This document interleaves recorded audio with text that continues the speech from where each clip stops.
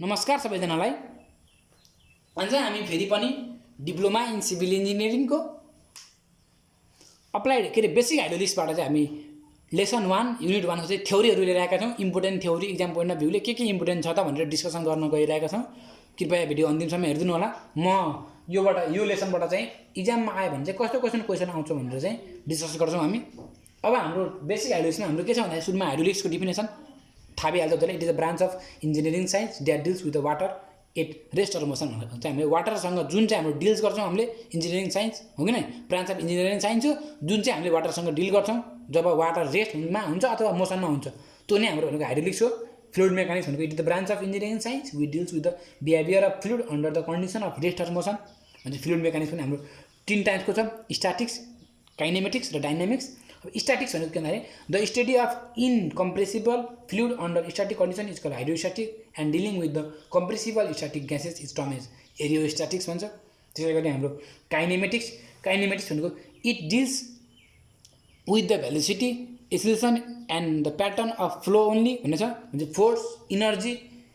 Force energy causing velocity acceleration are not deals under this हेडी भन्छ। काइनेमेटिक्समा के पर्दैन भन्दाखेरि फोर्स पर्दैन, इनर्जी कजिङ भेलोसिटी पर्दैन र एक्सिलेसन पर्दैन भनेको छ क्वेसनले। त्यसै गरी हाम्रो अर्को के छ भन्दाखेरि डाइनामिक्स छ।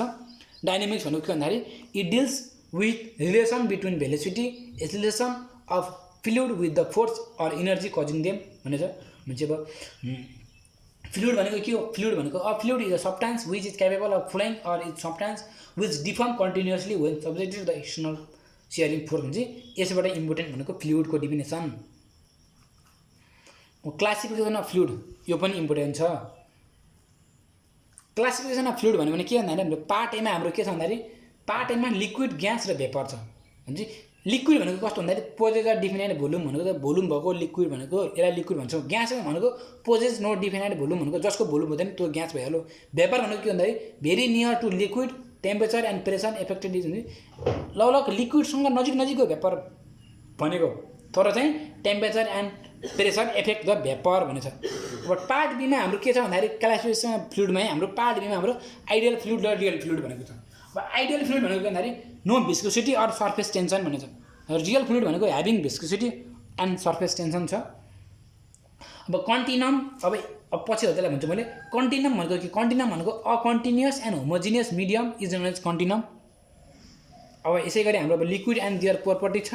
अब योमा अब हाम्रो फर्मुलाहरू छ भनेको मास डेन्सिटी भनेको के हो भने चाहिँ मास डेन्सिटी भनेको स्पेसिफिक मास डेन्सिटी भनेको it is define as the mass per unit volume of at STP its unit is kg newton kg per metre cube. Mathematically specific weight भनेको rho के अरे म्याथमेटिकली रो भनेको mass density rho equal to M V अथवा mass समान volume. त्यसै गरी हाम्रो weight डेन्सिटीलाई हामीले अब स्पेसिफिक वेट पनि भन्ने गर्छौँ हो कि नै, or W or gamma W or specific weight जे पनि भन्ने गर्छौँ हामीले। भनेपछि it is define as the weight per unit volume at STP and is denoted by W mathematically W equal to rho g. Its unit is kilo newton per metre cube where rho W equal to water भनेको rho W चाहिँ वाटरको चाहिँ हाम्रो 9.81 kilo newton per metre cube or 100 KG per metre cube or 0.981 gram per CC भनेको cubic centimetre हो। W equal to weight of volume. यसो गरी हाम्रो फर्मुला हो यो चाहिँ। स्पेसिफिक भोल्युम भनेको it is define as the volume per unit mass of a liquid and denoted by यस्तरी डिनोट गर्छौँ होइन यस्तरी भी स्पेसिफिक भोल्युम भनेको म्याथमेटिकली भी इजिकल टु भनेको specific volume equal to volume upon mass भनेपछि 1/रो भनेको मिटर क्युब पर KG भनेर हाम्रो स्पेसिफिक भोल्युमको युनिट यसरी छ। त्यसै गरी हाम्रो अर्को के छ भन्दाखेरि स्पेसिफिक ग्राभिटी। अब स्पेसिफिक ग्राभिटी भनेको के भन्दाखेरि it is the ratio of specific weight of liquid to the specific weight of standard fluid. It is dimensionless quantity भनेको यसको चाहिँ स्पेसिफिक ग्राभिटीको हाम्रो युनिट हुँदो रहेछ भने चाहिँ यो त हाम्रो डाइमेन्सनलेस क्वान्टिटी हो। It has no unit.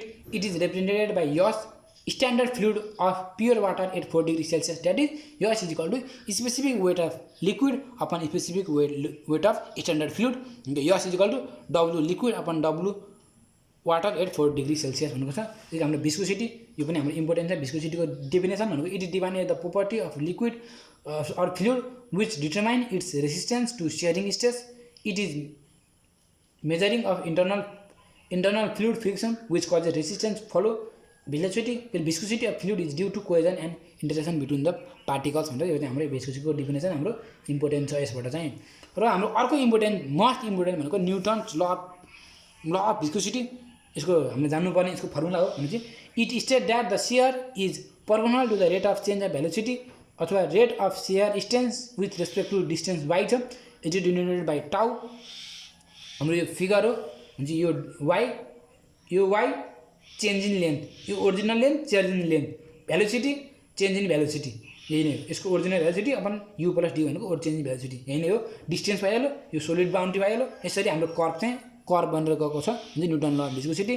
When the two layer of fluid at a distance of dy apart move on the over the other at a different velocity से U and U plus D mathematically tau directly proportional to U by D U के अरे D U by D Y tau is equal to mu D U by dy भनेको यही नै हो हाम्रो Newton law of viscosity. क्वेसनले states and prove Newton law of viscosity भन्यो भने हजुरले यति मात्रै लेख्नुपर्ने हुन्छ, यति हो लेख्नुपर्ने हो नि त। यसको स्टेटमेन्टले लेखिदिनु, एउटा फिगर बनाइदिनु, हल्का अब यो के भनेको चाहिँ यो लेखिदिनु, म्याथमेटिकली भन्नु, प्रुभ भइहाल्यो, यही नै गर्नुपर्ने। त्यसै गरी हाम्रो अब यसको अब यहाँ अब हल्का के हो भन्नु त अघि हामीले टाउ is equal to mu D U by dy ल्यायौँ। अब म्यु भनेको के हो, डियु बाई डिवाई भनेको के हो, द युनिट अफ यु भनेको के हो, यही नै हो। हजुरलाई मैले अघिल्लो पनि हजुरलाई मैले टाइप्स 1 को न्युमेरिकल गर्दाखेरि हजुरलाई मैले भनिसकेको छु, सबै क्वेसन कुराहरू भनिसकेको छु, हजुरलाई फर्मुलाहरू भनिसकेको छु। काइनेमेटिक भिस्कोसिटी भनेको is define as the ratio of dynamic viscosity to the density of a fluid.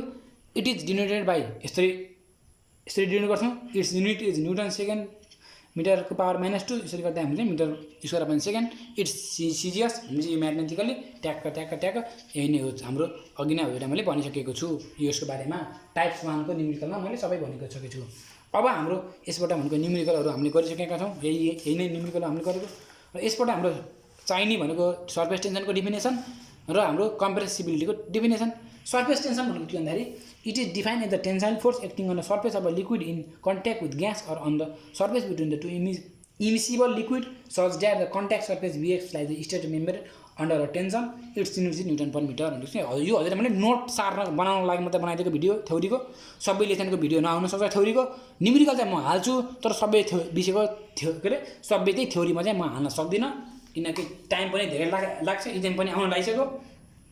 Surface tension हो भनेको यसको युनिट भनेको न्युटन पर मिटर। कम्प्रेसिबिलिटी भनेको डिफिनेसन हेर्नु होला भनेको the property of virtue of which fluids undergo a change in a volume under the action of external pressure is known as compressibility. It decrease with the increase in the pressure of a liquid. मैले यो video चाँडो बनाइरहेको है, किन चाँडो बोलिरहेको भन्दाखेरि video लामो बन्छ, फेरि 7 मिनटको भिडियो भइसक्यो पहिल्यै। बल्क मोडुलस भनेको के हो, बल्क मोडुलस भनेको it is defined as the ratio of compressive stress to the volumetric strain. Compressibility is the reciprocal of bulk modulus हो कि नै। बल्क मोडुलस भनेको कम्प्रेसिबिलिटीको रेसिप्रोकल अनि कम्प्रेसिबिलिटी भनेको बल्क मोडुलसको रेसिप्रोकल, त्यही नै हो। यो भनेको भी भनेको volume of gas enclose in the cylinder, PF भनेको pressure of gas enclose in cylinder, P भनेको पीएफ अपन ए भनेको where A is the area cross section of cylinder, यही नै हो, खासै केही छैन। Let pressure is increase to P plus dP, the volume of gas decrease from V to V minus dV. dP भनेको increase in pressure, dV भनेको increase in pressure, decrease in volume volumetric strain भनेको dP by du, dP by V भनेपछि यही नै हो हाम्रो चाहिने। भने अब हाम्रो बल्क मोडुलसको फर्मुला हेर्नु अब अघि हजुरलाई मैले लेखेँ कि ल्याएन, टाइप्स 4 को न्युमेरिकलमा बल्क मोडुलस भनेको dP upon change in volume upon original volume गरेर यसरी हाम्रो अब क्वेसनले नदिएको बेलामा बल्क मोडुलस नदिएको बेलामा र हाम्रो क्वेसनले चाहिँ हाम्रो अरू पत्ता लगा भनेर बल्क मोडुलस चाहिँ assume the suitable data of bulk modulus भन्यो भने बल्क मोडुलस अफ वाटर भनेको यति हो, बल्क मोडुलस अफ एयर भनेको यति नै हो। र यहाँ अझै अर्को इम्पोर्टेन्ट थ्योरी भनेको यो भनेको मोस्ट इम्पोर्टेन्ट भनेको न्युटोनियन फ्लुइड र नन न्युटोनियन फ्लुइडको डिफिनेसन। मोस्ट इम्पोर्टेन्ट भनेको the types of fluid which follows Newton law of viscosity in non Newtonian fluid. The types of fluid which does not follow Newton's law of viscosity is known as non Newtonian fluid भनेको no change in viscosity with rate of deformation or shear strength, change in viscosity with rate of deformation or shear strength. Example water, air, kerosene etc. Example polymers, solution, blood, mud etc हो कि नै। त्यसै गरी हाम्रो fluid exhibits linear relationship between the shear stress and म पढ्यो है यहाँ fluid exhibits linear relationship between shear stress and rate of angular deformation, fluid does not follow the linear relationship between the shear stress and rate of angular deformation. यति 4वटा point लेख्नुभयो भने र हजुरले एउटा यो फिगर बनाउनु पर्ने हुन्छ। यो फिगर बनाउनु भयो भने हजुरको 5मा 5 मार्क्स ढुक्कै हो, कहीँ काट्दैन यसमा। हुन्छ यसरी हाम्रो एउटा फिगर बनाउनु छ। यो नन न्युटोनियन फ्लुइड, यो माथिको नन न्युटोनियन फ्लुइड, यो न्युटोनियन फ्लुइड, यो डाइल्युटियन फ्लुइड, यो भनेको भेलोसिटी ग्रेडियन्ट, यता भनेको L stress tau or Newton per metre square, यो आइडियल फ्लुइड भनेपछि यसरी dash dash dash dash dash dash dash dash dash भनेको रियल प्लास्टिड फ्लुइड, यो भनेको हाम्रो आइडियल प्लास्टिड, यो भनेको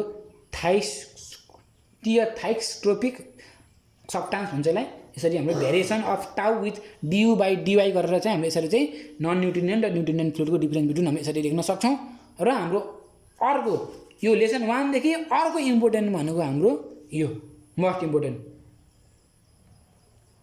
भनेको चाहिँ डिफ्रेन्स बिट्विन रियल फ्लुइड र आइडियल फ्लुइडको डिफ्रेन्स बिट्विन भनेपछि a fluid having friction and viscosity भनेको हाम्रो real fluid, a fluid with no friction and viscosity भनेको आइडियल फ्लुइड भनेको, a fluid having friction and viscosity भनेको रियल फ्लुइड, यो भनेको आइडियल फ्लुइड।